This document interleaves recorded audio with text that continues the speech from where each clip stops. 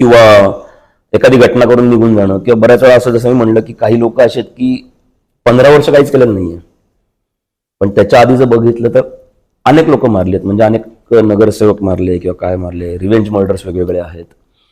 त्याच्यातनं ही लोक असे काहीतरी करून इकडे येणं, आणि मेनली हे लक्षात घेतलं पाहिजे हाजी मस्तान करीमलाला कशासाठी पिंपरी चिंचवडला यायचे,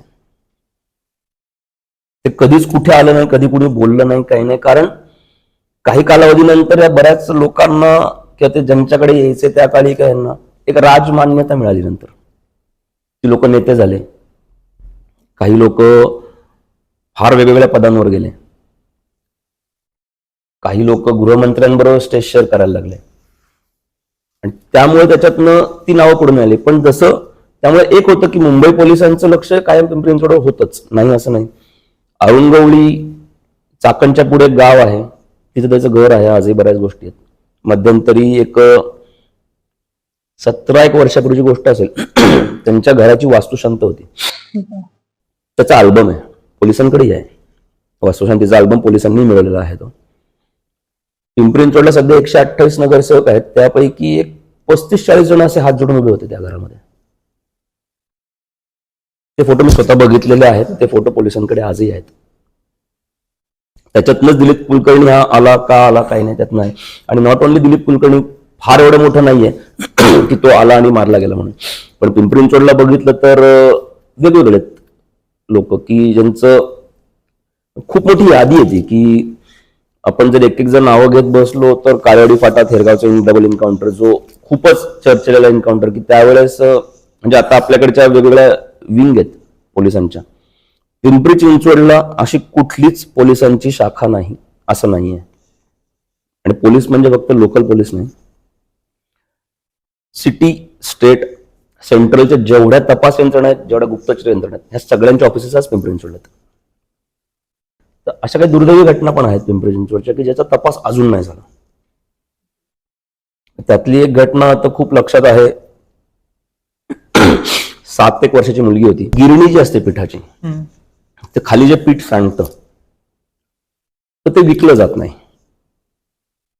म्हणजे आज जर आपण बघायला गेलो तर सलून व्यवसाय, गिरणी व्यवसाय, 2 कम्युनिटी आहेत. एक आपली भारतातली मराठी कम्युनिटीचे हे व्यवसाय करणारी, आणि भारतातलेच पण अदर स्टेट मधले लोक आलेली आणि करणारे. तर जे भारतातले मराठी कम्युनिटी व्यवसाय करणारे जे लोक आहेत, जे केस विकत नाहीत आणि खाली सांडलेलं पीठही विकत नाहीत, ते गोळा करायचं आणि जो मागायला त्याला देऊन टाकायचं. स्लम एरियाच होता तो, आणि ते माहिती होतं यांना की या मुलांच्या घरच्यांना की ते साठलेलं पीठ ते देणार आणि ते घराने त्यातनं जेवतील घरचं मुलं.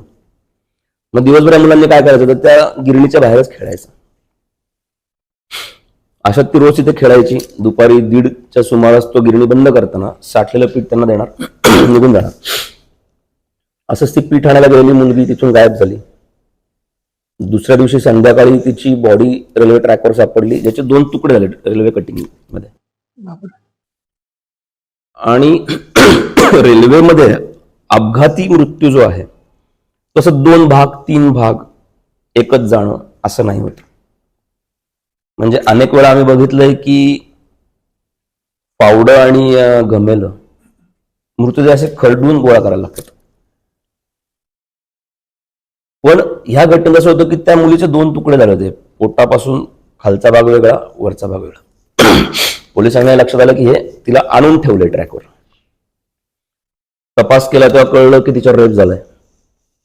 नंतर लक्षात आलं तिचा गळा दाबलं, मारलंय आणि मग ट्रॅकवर टाकलाय. ही जी फॅमिली होती ही कर्नाटकची फॅमिली होती. तिच्या आईला त्यांची लोकल भाषा सोडून कुठली भाषा बोलता यायची नाही आणि समजायचंही नाही. म्हणजे त्यावेळेसच्या सगळ्याच मोठ्या लोकांनी त्या घरी व्हिजिट केली होती. म्हणजे निलमताई गोरे यांनी त्या मुलीच्या घरी व्हिजिट. घर म्हणजे 8x6 खोली होती, 2 पायऱ्या उतरून खाली खड्ड्यातलं असं ते छपरी घर. आणि त्या छपरांवरती काही पॅम्पलेट्स सापडले पोलिसांना. मग पोलीस त्या अँगलने तपास, जसं तुम्ही म्हणलात मगाशी की अंधश्रद्धेतनं काय, तसा प्रयत्न सगळे प्रकार केले. अनेक दुभाषी आणले, भोसरी पोलिसांच्या अंतर्गत तो भाग झाला होता. आज या घटनेला 13 वर्ष झाली, अजूनही आरोपी मिळाले नाहीत. काय कारण वाटतं तुम्हाला, म्हणजे कशामुळे? 2 कारणं झाली त्याच्यामध्ये. एक तर अशा घटनांमध्ये ओळखीचाच कोणीतरी किंवा नात्यातला कोणीतरी, Okay. किंवा त्यांनी ती घटना केल्यानंतर निघून गेला. कारण सीसीटीव्ही किंवा या गोष्टी असं बरंच बदललं. म्हणजे मी तसं म्हणलं ना की पिंपरीचं डेव्हलपिंग आहे अजूनही. म्हणजे शहरातली पहिली मशीद की ज्यांनी आतून बाहेरून पूर्ण कॅमेरे लावले स्वतःहून, आणि त्याच्या उद्घाटनाला एक महिला पोलीस अधिकारी त्या मशिदीमध्ये येतात, त्या म्हणजे मीरा बोरवणकर, जी मशीद आहे नेहरू नगरला. राज्यस्तरावर खूप कौतुक झालं त्या लोकांचं, कारण त्यांनी स्वतःहून पुढाकार घेतला. पोलिसांनी त्यांना नक्कीच प्रोत्साहन केलं होतं, तुम्ही बसवा, हे करा, आसपासचा परिसर पण आम्हाला हवाय. कारण त्यावेळेस शासनाचे, आताच्या स्मार्ट सिटीचे किंवा महापालिकांचे, राज्य शासनाचे एवढे कॅमेरे तिथे नव्हते पिंपरी चिंचवडमध्ये. तर अशा एक एक घटना घडायला लागल्यानंतर मग झालं असं की बाबा असं आव्हान करायची वेळ आली होती आत्ता 5-7 वर्षांपर्यंत, की तुमच्या दुकानात तुम्ही जे सीसीटीव्ही लावताय त्यातलं एक कॅमेराचं तोंड बाहेर करा. ओके. का आता आजही तो डेव्हलपिंग एरिया आहे. आता ठीक आहे, आज बऱ्यापैकी कॅमेरे, रस्ते, आज म्हणजे सीसीटीव्हीचं कमांड कंट्रोल सेंटर खूप मोठं निगडीमध्ये आहे वगैरे सगळं आहे. पण ही जी घटना होती त्यावेळेस झालं की ती मुलगी तिथं पीठ गोळा करण्यासाठी थांबली, एवढंच होतं. त्याच्यानंतर कुठलं सीसीटीव्ही फुटेजच नव्हतं. त्यामुळे तिला घेऊन कोण गेलं, कुठं घेऊन गेलं, काय घडलं, काय नाही, काहीच नाही. आणि दुर्दैव म्हणजे ती घटना जिथे घडली, म्हणजे जी ती पिठाची गिरणी, तिचं ते झोपडी घर, छपरावरती काही सापडलेली पत्रकं, ते तिथंच नंतर आता जर्मन बेकरी ब्लास्ट नंतर जो जेएम रोडचा ब्लास्ट झाला, त्यातल्या आरोपींनी ह्या घटनेपासून हाकेच्या अंतरावर बॉम्ब बनवले होते. म्हणजे एक ही घटना आहे की एक मुलीचं अशा पद्धतीने मारणं तिला, आणि नंतर थेट पुण्यामध्ये साखळी बॉम्बस्फोट घडवून आणण्यासाठीची तयारी. ह्या दोन्ही घटना त्या 1 किलोमीटर रेडियसमध्ये घडतात.